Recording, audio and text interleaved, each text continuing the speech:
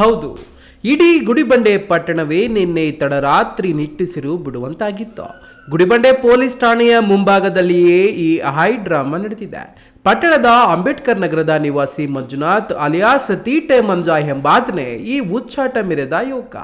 ತನಗೆ ಸೇರಿದ ಸೈಟ್ ವಿಚಾರದಲ್ಲಿ ಕೆಲವರು ಮೋಸ ಮಾಡಿದ್ದಾರೆ, ನನಗೆ ನ್ಯಾಯ ಸಿಗಬೇಕು ಎಂದು ಆಗ್ರಹಿಸಿ ಈತ ನೇರವಾಗಿ ಪೊಲೀಸ್ ಠಾಣೆಯ ಮುಂದಿದ್ದ ಹೈ ವೋಲ್ಟೇಜ್ ವಿದ್ಯುತ್ ಕಂಬವನ್ನು ಹೇರಿ ಕುಳಿತಿದ್ದಾನೆ. ವಿದ್ಯುತ್ ಕಂಬದ ತುದಿಯಲ್ಲಿಯೇ ನಿಂತು ರಂಪಾಟ ಮಾಡಿದ ಮಂಜುನಾಥ್ನನ್ನು ಕಂಡ ಸ್ಥಳೀಯರು ಮತ್ತು ಪೊಲೀಸರು ಬೆಚ್ಚಿ ಬಿದ್ದಿದ್ರು. ಒಂದು ಸಣ್ಣ ತಪ್ಪು ಹೆಜ್ಜೆಯು ಆತನ ಪ್ರಾಣಕ್ಕೆ ಕುತ್ತು ತರಬಹುದಿತ್ತು. ಈತ ವಿಷಯ ತಿಳಿಯುತ್ತಿದ್ದಂತೆಯೇ ಸ್ಥಳಕ್ಕೆ ದೌಡಾಯಿಸಿದ ಬೆಸ್ಕಾಂ ಸಿಬ್ಬಂದಿ ತಕ್ಷಣವೇ ವಿದ್ಯುತ್ ಸಂಪರ್ಕವನ್ನು ಕಡಿತಗೊಳಿಸಿ ದೊಡ್ಡ ಅನಾಹುತವನ್ನು ತಪ್ಪಿಸಿದ್ರು.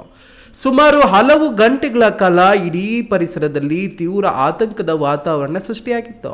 ಯುವಕನನ್ನ ಕೆಳಗೆ ಇಳಿಸಲು ಗುಡಿಬಂಡೆ ಪೊಲೀಸರು ಹರಸಾಹಸ ಪಟ್ಟರು. ಯುವಕನ ಮನವೊಲಿಸಲು ಪೊಲೀಸರು ಸತತ ಪ್ರಯತ್ನ ನಡೆಸಿದ್ರು. ಆತ ಮಾತ್ರ ಕೆಳಗೆ ಇಳಿಯಲು ಒಪ್ಪುತ್ತಿರಲಿಲ್ಲ.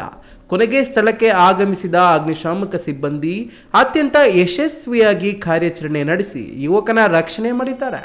ಕೇವಲ ಒಂದು ಸೈಟ್ ವಿವಾದಕ್ಕೆ ಯುವಕನ ಪ್ರಾಣವನ್ನೇ ಪಣಕ್ಕಿಟ್ಟು ನಡೆಸಿದ ಈ ಹೈ ಡ್ರಾಮಾ ಸದ್ಯ ಇಡೀ ಗುಡಿಬಂಡೆ ಪಟ್ಟಣದಲ್ಲಿ ತೀವ್ರ ಚರ್ಚೆಗೆ ಗ್ರಾಸವಾಗಿದೆ.